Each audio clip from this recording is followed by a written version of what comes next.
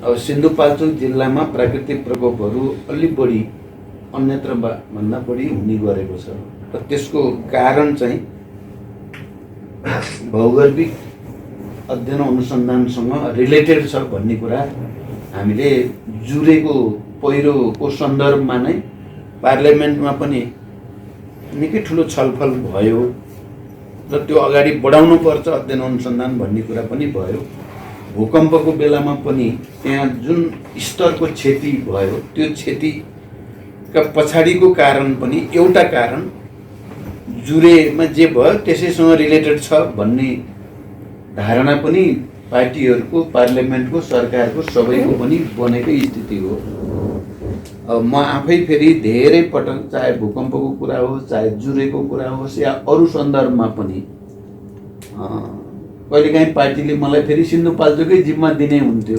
अप्ठ्यारो परे बेला मेरो जिम्मा सिन्धुपाल्चोकै पर्ने, म त्यहाँ जाने आउने गर्दा पनि त्यसको अध्ययन गर्नुपर्ने, अनुसन्धान गर्नुपर्ने, तात्कालिक र दीर्घकालीन समाधानका उपाय राज्यले ननिकाल्ने हो भने यस्ता वर्षेनी हामीले यस्ता विपदाहरू चाहिँ भोगिराख्नुपर्ने बाध्यता हुन्छ भन्ने निष्कर्ष मेरो थियो र मैले त्यो निष्कर्ष आफ्नो तर्फबाट पार्लियामेन्टमा पनि रिकर्ड गरेको छु र त्यो ढङ्गले जानुपर्छ भन्ने कुरा भएको पनि छ। अहिले सरकारले दुईटा जिल्लालाई सिन्धुपाल्चोक र मनाङ अहिलेको सन्दर्भमा विपदाग्रस्त या सङ्कटग्रस्त जिल्लाको रूपमा भनेर घोषणा त गर्यो, तर घोषणासँगै फेरि त्यो घोषणालाई फलो गर्ने खालका क्रियाकलापहरू तीव्रताको साथ अगाडि बढे कि बढेनन् भन्दा अझै पनि ती गतिविधिहरू त्यही तीव्रताको साथ अगाडि बढेका छैनन्। त्यसै कारण पनि तपाईँहरूको यो सर्वपक्षीय सर्वदलीय डेलिगेसन आएर फेरि एकचोटि सबै नेताहरूलाई, प्रधानमन्त्रीलाई, सम्बन्धित सबै निकायलाई ध्यानाकर्षण गर्नुपर्ने अवस्था आएको भन्ने मलाई लाग्छ। त्यसमा मैले अहिले धेरै भन्नुभन्दा पनि तपाईँहरू प्रधानमन्त्रीसँग भेट्दै हुनुहुन्छ, हामी अहिले फेरि यो बैठकमा पनि छौँ, सरकारलाई पूर्णता दिने सन्दर्भको बैठकमा अहिले नै म बालुवाटार जाँदै पनि छु। मैले तपाईँहरूले उठाएका यी सबै विषयहरूमा अब हाम्रो तर्फबाट तत्परताको साथ, गम्भीरताको साथ जानुपर्छ भन्ने कुरा राख्ने सरकारलाई मैले मेरो ठाउँबाट हुन सक्ने त्यसको निम्ति घचघच्याउने र त्यसमा अगाडि बढ्न प्रेरित गर्ने काम मबाट हुन्छ। म यो विश्वास यहाँहरू सबैलाई दिलाउन चाहन्छु। अब दोस्रो कुरो, यो अहिले जे जति घटनाहरू, यो प्राकृतिक प्रकोपहरू बढिराखेका छ हाम्रो देशमा, हिजो म मनाङ पनि गएँ, किनभने सिन्धुपाल्चोक र मनाङ हुन त म सिन्धुपाल्चोक त्यो घटना भएकै दिन म जान पनि चाहेको थिएँ, मैले भनेको थिएँ म पनि त्यहाँ गएर कमसेकम अवलोकन मात्रै भयो भने पनि त्यसले एउटा फिलिङ हुन्छ भन्ने लागेको थियो, तर टेक्निकल कारणले त्यो त्यति सम्भव भएन। अब चाहिँ एकचोटि त्यस्तै पर्यो भने प्रधानमन्त्रीजी, माधव नेपालजी, म लगायतको एउटा ठुलो टिम त्यहाँ जानुपर्छ भन्ने लागेको छ मलाई। तपाईँहरू कुरा पनि गर्नुहोला।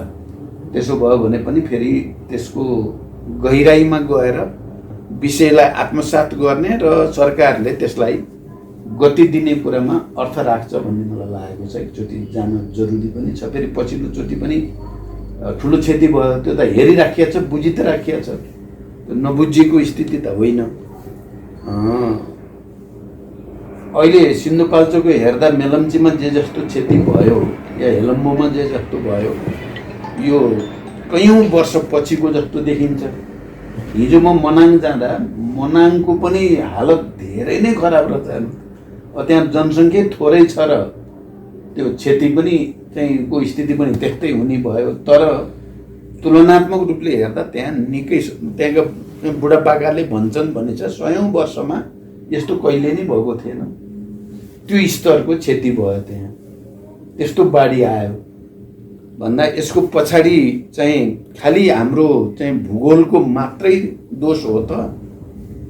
100औं वर्षसम्म नभएका घटनाहरू घट्न थाल्ने, विपदाहरू, प्राकृतिक विपदाहरू हुने भन्दा यसको सम्बन्ध विश्वव्यापी रूपमा विकासको जुन मोडेल चाहिँ अहिले मूल रूपमा पुँजीपतिहरूले, ठुला ठुला शक्तिशाली र विकसित देशहरूले अपनाएका छन् त्यहाँ खोज्न पर्ने छ। एउटा त हामीले आफ्नो कारण, आन्तरिक कारण पनि हेर्नुपर्ने र त्यसको समाधानको निम्ति जमिनको सही अनुसन्धान गरेर बस्ती बसाउन लायक कहाँ छ, बाटो बनाउन लायक कसरी हुन्छ, त्यसलाई सुरक्षित कसरी गर्ने भन्ने कुराको हाम्रो आफ्नै आन्तरिक अध्ययन र त्यस अनुसारको व्यवस्थापन जरुरी छ। तर यो समस्या चाहिँ हाम्रो मात्रै होइन, यो ग्लोबल एउटा चाहिँ विश्वव्यापी समस्याको रूपमा देखिएको छ। सबैतिर नै अहिले यो बाढी, पहिरो लगायतका चाहिँ भूस्खलन अनि त्यसपछि आँधी, हुरी, यो सबै जसरी नयाँ नयाँ ढङ्गले आएको छ, यसको पछाडि विकासको जुन मोडेल चाहिँ शक्तिशाली र विकसित देशहरूले अपनाएका छन् त्योसँग रिलेटेड छ। जलवायु परिवर्तनको जो कुरा विश्वव्यापी रूपमा भएको छ, या हिमाल पग्लिने क्रम जसरी बढेको छ, हामी त अब हिमालय उसमा छौँ, यो सबै कारण चाहिँ कार्बन उत्सर्जन जसरी गरेका छन् पुँजीपतिहरूले र वायुमण्डल जसरी प्रदूषित हुँदै गएको छ, त्योसँग पनि यो रिलेटेड छ। कारण हामीले आफ्नो भित्र गर्ने कुरा त गर्नै पर्यो।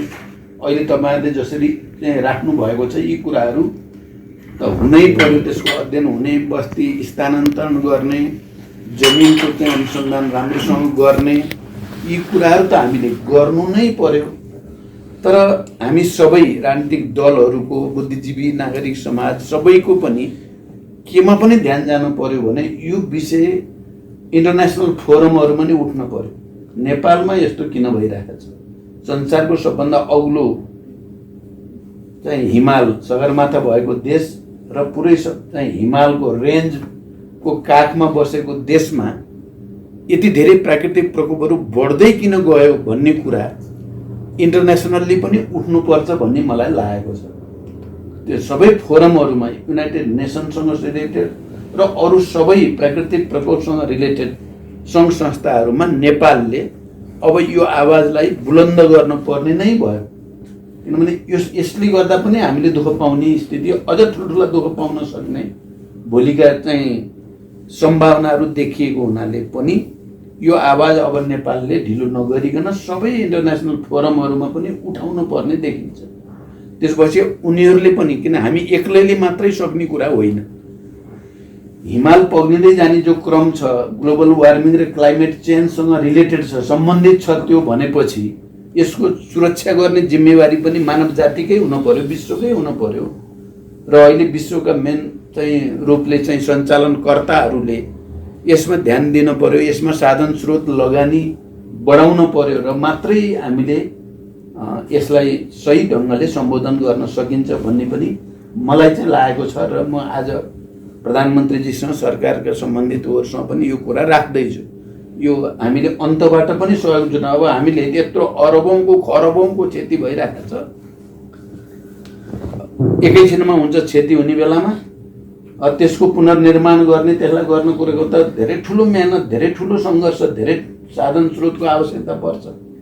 जबकि यी घटनाक्रमहरू हाम्रो कारणले भएका छैनन्, हाम्रो मात्रै कारणले त भएकै छैन भने यसमा अन्तर्राष्ट्रिय ध्यानाकर्षण गराउने र साधन स्रोत जुटाउने कुरा पनि त्यत्तिकै महत्त्वपूर्ण छ। सिन्धुपाल्चोक लगायत हाम्रो फेरि सबै देशैभरि पनि त्यस्तै त्यस्तै स्थिति पनि छ। कोहीमा अलिकति 19-20 फरक मात्रै हो। जे भए पनि मेलम्ची र हेलम्बुमा अहिले जस्तो खालको चाहिँ प्रकोप देखियो, त्यसले सबैलाई जगाउन चाहिँ नकारात्मक ढङ्गले भूमिका खेल्छ भन्ने लागेको छ। सबैलाई यो विषयतिर ध्यानाकर्षण गराउन, गम्भीरतापूर्वक सोच्न राज्यलाई र सिङ्गै समाजलाई पनि एउटा सन्देश चाहिँ मेलम्ची 2 दशक झन्डै 3 दशकदेखि निकै ठुलो चर्चामा रहेको ठाउँ पर्यो त्यो खानेपानी आयोजनाको कारणले पनि। र त्यही चाहिँ यो दुर्घटना, यो प्रकोप हुँदा तपाईँको चाहिँ देशैको ध्यान चाहिँ खिचिएको छ मेलम्चीमा, हेलम्बुमा। कारण तपाईँहरूले अहिले जसरी यसलाई प्रस्तुत गर्न, ध्यानाकर्षण गर्न खोज्नु भएको छ, यो सन्देश देशव्यापी रूपमा गएको पनि छ, अझ राम्रोसँग जान्छ भन्ने मलाई लाग्छ।